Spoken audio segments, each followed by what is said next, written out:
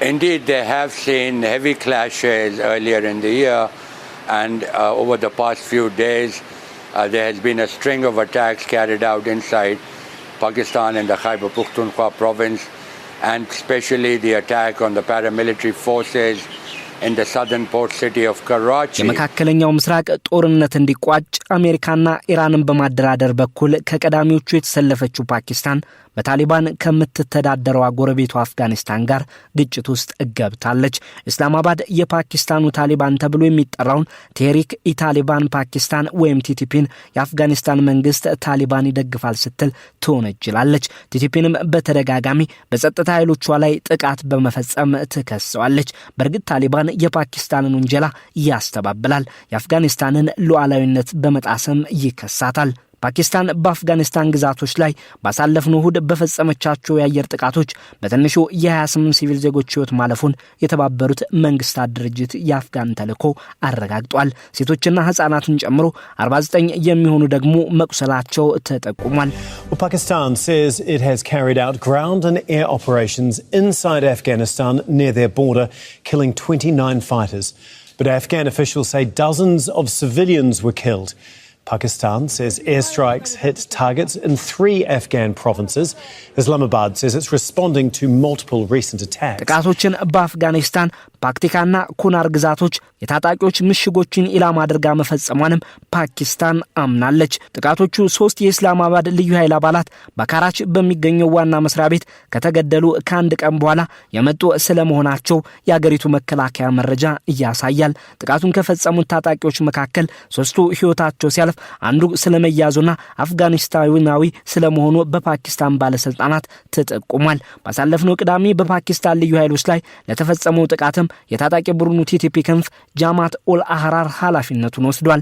ለዚህ ጥቃት ምላሽም እስላማባድ በካቡል ግዛቶች ታጣቂዎችን ኢላማ ያደረጉ ያለቻቸውን ጥቃቶች ፈጽማለች። ቲቲፒም ሆነ ወታደራዊ ክንፉ ጃማት አልሁራር በሽብር ጥቃቶች ሳቢያ በፓኪስታንም ሆነ በተባበሩት መንግስታት ድርጅት የታገዱ ናቸው። ሆኖም ፓኪስታን አፍጋኒስታንን እየመራ ያለው ታሊባን ቢያስተባብልም ሽብርተኛ ቡድኖችን በማስጠለልና በመደገፍ ትከሰዋለች። የጎረቤት አገራቱ መካሰስም ሰበብ ይሄው ነው።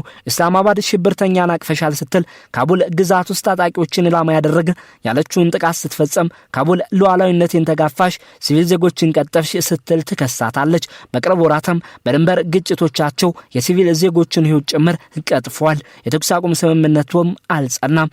ኒውክሌር በታጠቀችው ፓኪስታንና በታሊባን በምትተዳደረው አፍጋኒስታን መካከል ያለው ውጥረት የተባባሰው ከያዝነው 2026 መጀመሪያ አካባቢ ጀምሮ ነው። በድንበር አካባቢ ለተደጋጋሚ ግጭት የተዳረጉት ሀገራቱ ከ3 ወራት በፊት ታሊባን በድንበር አቅራቢያ ባሉ የፓኪስታን የጦር ሰፈሮች ላይ ጥቃት መፈጸሙን ተከትሎ እስላማባድ በካቡል ግዛቶች ውስጥ ያጸፋ ምላሽ መስጠቷ ውጥረታቸውን ከፍ አድርጎታል። በአፍጋኒስታን የሱስ ማገገሚያ ጣቢያ ላይ የተፈጸመው የፓኪስታን ጥቃትም በመቶዎች የሚቆጠሩ ሰዎችን ህይወት ቀጥፏል። ይህ ግጭታቸው በሳውዲ አረቢያ፣ ቱርክና ኳታር ጥያቄ የኢድ አልፈጥር በዓልን ምክንያት አድርጎ በጊዜያዊነት ቆሟል። ለሀገራቱ ቀደም ያለም ሆነ ወቅታዊ ግጭት ከእስላማባድ በኩል የሚቀርበው ምክንያት ፓኪስታን ሽብርተኛ ያለችው የቲቲፒ ታጣቂዎች በአፍጋኒስታን ውስጥ ተደብቀው ፓኪስታንን ይወጋሉ የሚል ነው። ይህንንም በ2025 መጨረሻ በአፍጋኒስታን ግዛቶች ላይ የአየር ጥቃቶችን ለመፈጸሟ ሰበብ አድርጋ አቅርበዋለች። ይህን ተከትሎም ከሁለት አስርተ ዓመታት ትግል በኋላ የአፍጋኒስታንን መንግስትነት የተረከበው ታሊባን በአውሮፓውያኑ 2021 ወደ ስልጣን ከመጣ ወዲህ ለከፋው ደም አፋሳሽ ግጭት ተዳርገዋል። የፓኪስታን ወታደሮች ላይ ተደጋጋሚ ያጥፍቶ መጥፋትና የሽብርተኝነት ጥቃቶች ሲስተዋሉ፣ በአፍጋኒስታን ደግሞ በፓኪስታን ጥቃቶች የሲቪሎች ሞት ተመዝግቧል። ለሀገራቱ ግጭትም እስካሁን ሁነኛ መፍትሄ አልተገኘለትም። ለመካከለኛው ምስራቅ ጦርነት አሜሪካና ኢራን ተስማምተው ዘላቂ መቋጫ እንዲገኝ ዋነኛ አደራዳሪ ተደርጋ እየተጠቀሰች ያለችው ፓኪስታን ከአፍጋኒስታን ጋር መቼ እርቅ እንደምታወርድ ግልጽ ነገር የለም። አገራቱ በእስያ አህጉር የሚገኙበት ቀጠናም ውጥረታቸው ሽብርተኝነት መከላከል፣ ቀጠናዊ መረጋጋትና የኢኮኖሚ እድገት ላይ የራሱ ተጽዕኖ ይኖረዋል። በአቅራቢያቸው የሚገኙት የእስያ ሀያላን አገራትም የሁለቱን ውጥረት በጥብቅ እየተከታተሉት ይገኛሉ።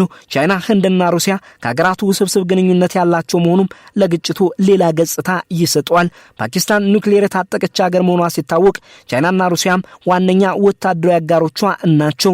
ቻይና ለፓኪስታን ዋነኛ የንግድ አጋሯ ስትሆን አፍጋኒስታንና ፓኪስታን የዓለም አቀፉ የቻይና የመሰረተ ልማት ፕሮጀክት ቤልት ኤንድ ሮድ ኢኒሼቲቭ አካል ናቸው።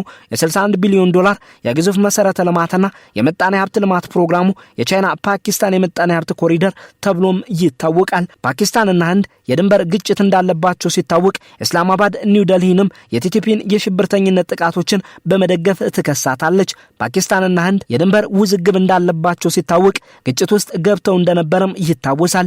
ኢስላማባድ ኒው ዴልሂንም የቲቲፒን የሽብርተኝነት ጥቃቶችን በመደገፍ ትከሳታለች። ለዘርፉ ቅርበት ያላቸው ተንታኞች ደግሞ ህንድ ታጣቂ ቡድኑን ከፓኪስታን ያላት ግንኙነት ለመሻከሩ እየተጠቀመችበት ነው ይላሉ። ህንድ ከአፍጋኒስታኑ ታሊባን ያላትን ግንኙነትም አለሳልሳለች። ለሀገራቱ ቅርበት ካላቸው አየላን ጋር ያለው ግንኙነቱ ውስብስብነትም የፓኪስታንና አፍጋኒስታንን ውጥረት ውስብስብ ሁኔታ ውስጥ ይጥለዋል። ሆኖም ሀገራቱ ወደ ግጭት ቢገቡ ቻይና፣ ህንድም ሆኑ ሩሲያ በቀጥታ በጦርነቱ የመሳተፍ ፍላጎት እንደማይኖራቸው የግጭት ጉዳዮችን የሚተነትነው ሲኤፍአር ይጠቁማል። ፓኪስታን ከቻይናና ሩሲያ፣ አፍጋኒስታን ደግሞ ከህንድ የጦር መሳሪያና የመረጃ ድጋፎችን የማግኘትም እድል አላቸው። አሜሪካ የገለልተኝነት አቋም የመያዝ እድሏ ሰፊ መሆኑም ሌላ ገጽታ እንዲኖረው የሚያደርግ ነው። ዛሬ ላይ የተካረረ ውጥረት ውስጥ የገቡት አፍጋኒስታንና ፓኪስታን ከዓመታት በፊት መልካም የሚባል ግንኙነት የነበራቸው ናቸው።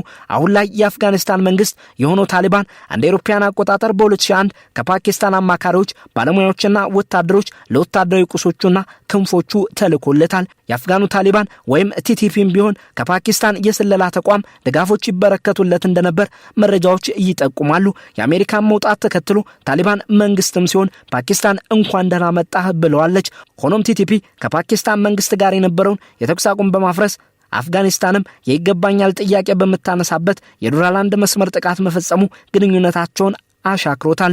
በ2025 ብቻ በሽብር ጥቃት ሳቢያ በፓኪስታን ምድር 1200 ሰዎች ህይወት ማለፉም ይጠቀሳል። የሽብርተኝነት እንቅስቃሴን በመግታት ሰበብም በዚሁ ዓመት ግማሽ ሚሊዮን አፍጋን ስደተኞችን ወደ አገራቸው እመልሳለች። የአፍጋኑ ታሊባን ወይም ቲቲፒ ፓኪስታን የአሜሪካንን ታሊባንን የመዋጋት ዘመቻ ስትቀላቀል በፓኪስታን መንግስት ላይ አፈሙዙን ያዞረ የፓኪስታናውያን ታጣቂዎች ቡድን ነው። የዚህ ቡድን ህልውና ደግሞ የሁለቱ ጎረቤት ሀገራት የግጭት ምክንያት ሆኗል። ግጭታቸው ለጊዜያዊነት ቆም ከማለቱ ውጭ ዘላቂ መፍትሄ አለማግኘቱንም የቅርቦቹ በፓኪስታን የልዩ ኃይሎቿ ላይ የተፈጸመው ጥቃትና በአፍጋኒስታን ግዛቶች የፈጸመቻቸው የአየር ጥቃቶች ጠቋሚ ናቸው።